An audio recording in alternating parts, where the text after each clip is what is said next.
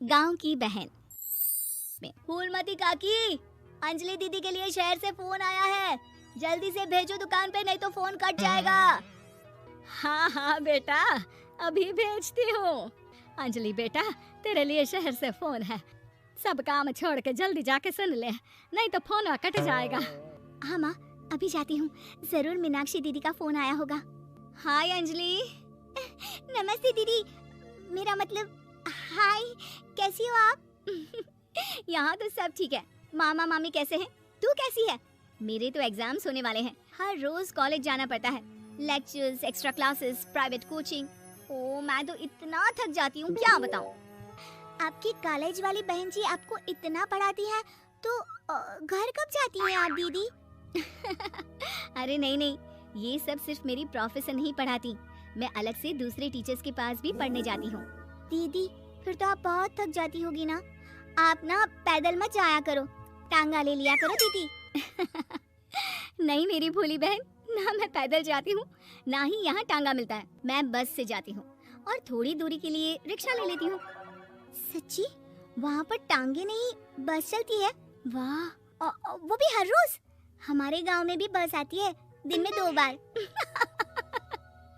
यही तो खास बात है शहर की, यहाँ बसें पूरा दिन दौड़ती हैं सड़कों पर, और सिर्फ बसें ही नहीं, कार, स्कूटर और ट्रक भी, और तो और थोड़ी दूरी पर तो हवाई जहाज भी है, जहाँ से हवाई जहाज आसमान में उड़ते हैं। अच्छा दीदी, मैं फोन रखती हूँ, बुआ जी फूफा जी को मेरा नमस्ते कहना। हाँ माँ, हम लोग शहर में क्यों नहीं रहते? बुआ जी, फूफा जी और मीनाक्षी दीदी तो शहर में ही रहते हैं। अरे क्योंकि तेरे बुआ जी की शादी शहर में हुई थी, इसलिए बेटा। शादी से पहले वो भी तेरे पापा और दादा दादी के साथ गांव में ही रहती थी। तो फिर माँ, मुझे शहर भेज दो ना, मैं भी शहर देखना चाहती हूँ। इतनी बार मीनाक्षी दीदी से शहर के बारे में सुन चुकी हूँ, अब मैं भी वहाँ जाकर देखना चाहती हूँ। बस आप मुझे शहर भेज दो। ठीक है, इस बार गर्मियों की छुट्टियों में कुछ दिन रह आना शहर, अपनी बुआ के घर। अब तो खुश ना? हाँ माँ, बहुत खुश। आप देखना, मैं शहर जाके कितने मजे करती हूँ। अंजलि अगले दिन स्कूल जाती है और वहाँ अपने सारे दोस्तों को अपने शहर जाने की बात बताकर चिढ़ाती है। अरे श्रद्धा, शीतल, सरोज, तुम लोग इन गर्मियों की छुट्टियों में कहाँ जा रही हो? एकादशी वाले गांव के मेले में। हम तो दूसरे गांव में नानी के घर जाएंगे, उनका घर नहर के किनारे है, बड़ा मजा आएगा। हम इस बार कहीं नहीं जा रहे, बल्कि हमारे घर में रहने के लिए मेहमान आएंगे। और तू? अरे मेरा क्या है, मैं तो बस पास वाले शहर जा रही हूँ, अपनी बुआ जी के घर, वहीं रहूंगी कुछ दिन। तुम लोग चिंता मत करना, मैं चिट्ठी लिखूंगी तुम सबको वहाँ से। पापा मुझे तो चक्कर आ रहे हैं, जी घबरा रहा है। बेटा, शहर आने की जिद भी तो तूने ही की थी, अब पहली बार बस में चढ़ी है तो यही होना था, भुगतो अब। अरे मामा जी, अंजलि, आप लोग आने से पहले बता तो देते, मैं लेने आ जाती बस स्टैंड तक। आओ आओ भैया, आओ बेटी अंजलि। माँ बुआ जी कैसे हैं वहाँ, और भाभी कैसी हैं? सब ठीक है, बस अंजलि जिद कर रही थी कुछ दिन आप लोगों के साथ रहने की, सो छोड़ने आ गया। दीदी, आप मुझे शहर घुमाने ले जाओ ना, मुझे भी शहर देखना है। हाँ हाँ चल, तैयार हो जा जल्दी से। अंजलि तैयार होने जाती है और कुछ देर बाद जब बाहर आती है तो अरे ये क्या कर दिया तूने, मार्केट तक ही तो जाना है, इतनी डार्क रेड लिपस्टिक, इतने बड़े बड़े झुमके और चूड़ियां और चेहरे पर इतना सारा पाउडर। मेरी बहन, ऐसे नहीं चलेगा, जा और ये सब हटा के आ। अरे कैसे, क्यों? मैंने शहर आने के लिए इतनी मेहनत से ये सब इकट्ठा किया था, और वैसे भी मैंने देखा है मोहल्ले की राधा काकी के टीवी पर एक फिल्म चल रही थी, उसमें हीरोइनें ना ऐसे ही तैयार होकर जाती है घूमने। सब पता है मुझे, मैं तो ऐसे ही जाऊंगी दीदी। अंजलि शहर की चकाचौंध को देखकर बहुत हैरान और खुश होती है। ऊंची ऊंची इमारतें, सड़क पर दौड़ती गाड़ियाँ, बड़ी बड़ी दुकानें, उसकी एक्साइटमेंट का ठिकाना नहीं था।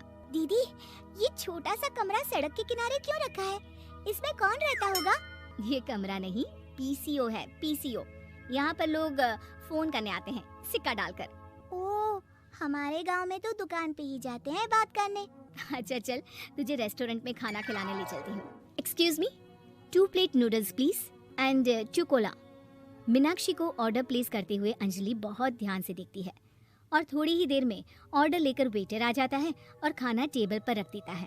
अरे ये लंबी लंबी सेवइयाँ खाते कैसे हैं दीदी? और इसके साथ कोई अचार, प्याज, मूली कुछ भी नहीं दिया, बस ये छोटा सा पेट खुजाने वाला दे दिया है। गांव में तो छोटे छोटे चावल ही होते हैं जो कि हाथ से ही खा लेती हूँ, अब इसे कैसे खाऊं दीदी? एक्सक्यूज मी, एक चम्मच प्लीज और लिटिल प्याज और अचार और मूली और एक गिलास मट्ठा, वो बाद में। हाँ, अब ये सब सुनकर आसपास बैठे लोगों को हंसी आ जाती है। मीनाक्षी भी अपनी हंसी किसी तरह रोकने की कोशिश करती है और वेटर मुस्कुराता हुआ वहाँ से चला जाता है। अंजलि समझ नहीं पाती कि सब किस बात पर हंस रहे थे, लेकिन वो छिप जाती है।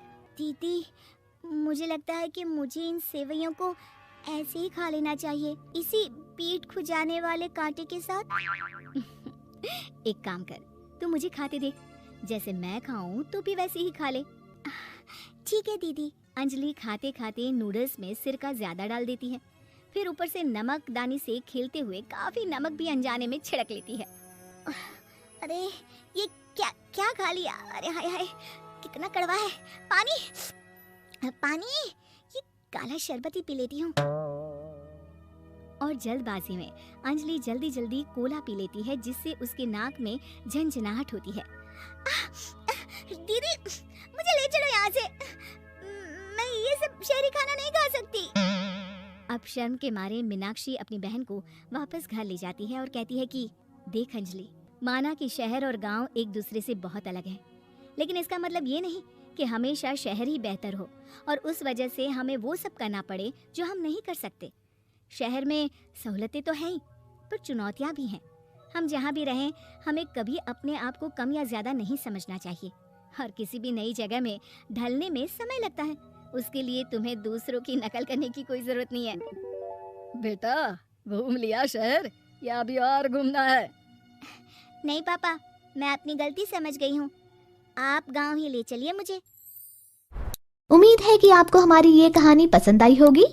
कृपया हमारे चैनल को सब्सक्राइब करें और सभी अपडेट्स के लिए बेल आइकन जरूर क्लिक करें। और हाँ, वीडियो लाइक और शेयर करना मत भूलिएगा। Bye bye.